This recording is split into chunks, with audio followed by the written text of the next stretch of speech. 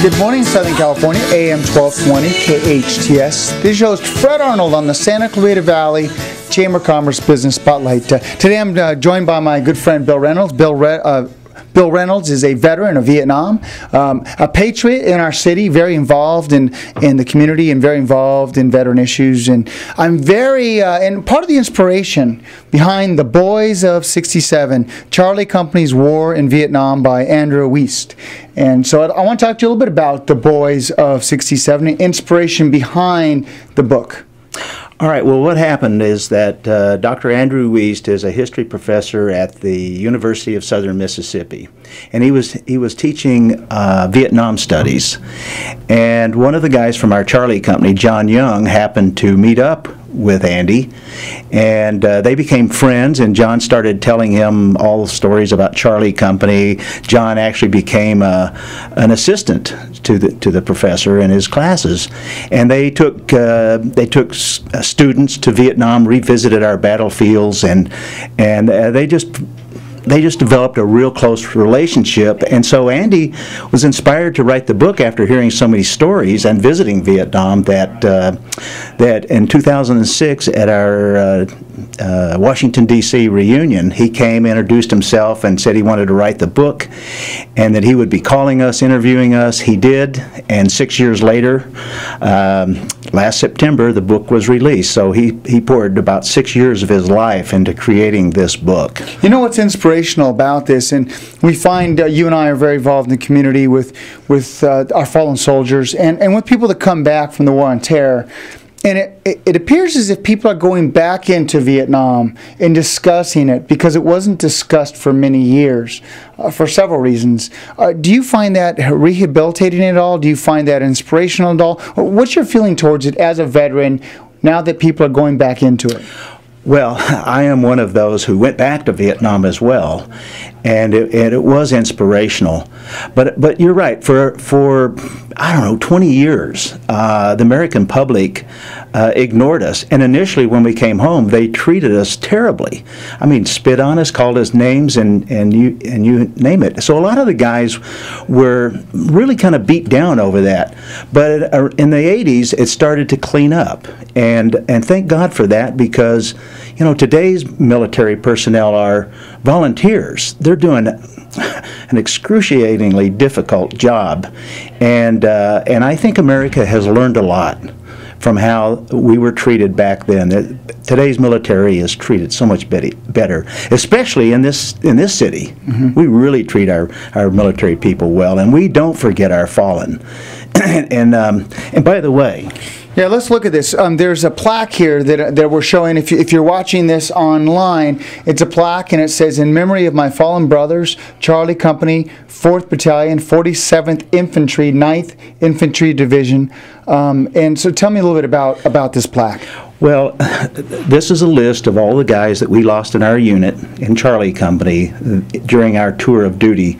First one was March of 67, and the last one was in May of 68. Yeah, and the last one, Lieutenant Hoskins, extended for 6 months, and he almost made the 6 months before he was killed. But he was one of our favorite platoon leaders, a West Pointer, and so he was included, of course, on our plaque.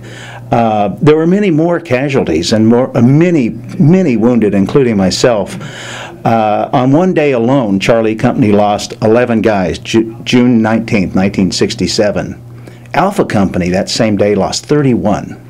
In total, we lost 47 guys on that one day. So this plaque in Andy's book allows us, well, we'll never forget our fallen, and you know, that's how we operate these days. We have our reunions every other year, and we always remember our fallen troops. And many of your brothers that were there, I would say brothers and sisters, but at the time it was men that were in combat. Right. Many of your brothers have gone on to become successful business people and citizens. By and large, Charlie Company has done very well for itself over the years. We have a guy who is also a history professor.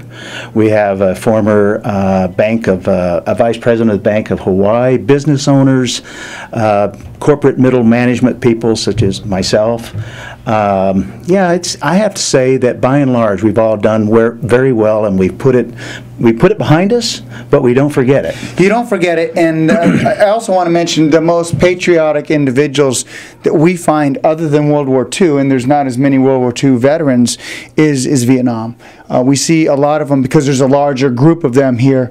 So when you see a fallen soldier, you see the Patriot writers who are writing. A lot of them are Vietnam. Every time we had a unveiling last night of the Gold Star family tree.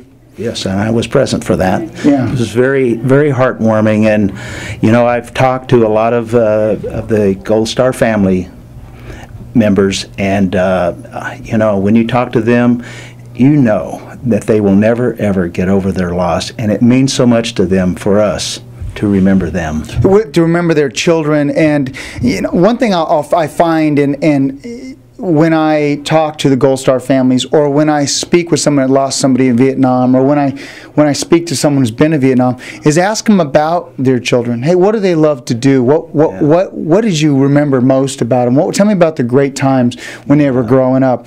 And you see them light up because the tears have gone away, but the memory of them lifts their spirit. I didn't know what to say at first. I find that when you ask them about their loved one, they brag about them in a way that they're here. Yeah, yeah. They'll never forget them. I have one story I have to tell. In the year 2000, shortly after I became acquainted with all of my Charlie Company brothers, and I started a website for our unit, my wife and I had the good fortune of visiting Australia, which is my mother's homeland. And we stayed in a lodge in a rainforest near Brisbane, Australia, way high in the mountains. Beautiful area. And one day, this is year 2000, I stepped out on the balcony. I had a fine cigar. I had a gin martini shaken with 2 olives, and I sat there and looked out across this fantastic landscape, beautiful birds flying everywhere, and I thought, what a lucky guy I am to be able to do this. And my thoughts immediately went to my brothers who could not come home. Mm-hmm. And I vowed right then and there that I'm going to live for the fallen. I have to live a good life.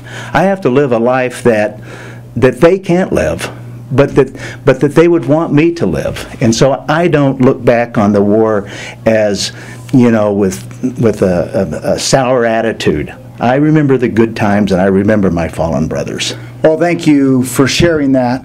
Thank you for being part of the inspiration behind The Boys of '67, Charlie Company's War in Vietnam by Andrew Wiest. Yes. And those that want to reach you, Bill, some people might want to reach out to you, maybe some Vietnam veterans that would love to have a cigar with you or meet up with you. That'd be great. How do they reach you? Well, they can reach me via my email, which is billry@ca.rr.com, or they can reach me via the website, 9thinfantrydivision.com. Great. So that's the easiest way. Thanks, Bill. Thanks for all you do. Right. And thanks for bringing back the memories of all these fallen soldiers. Thank you, Fred. It's a pleasure being here. We'll be right back.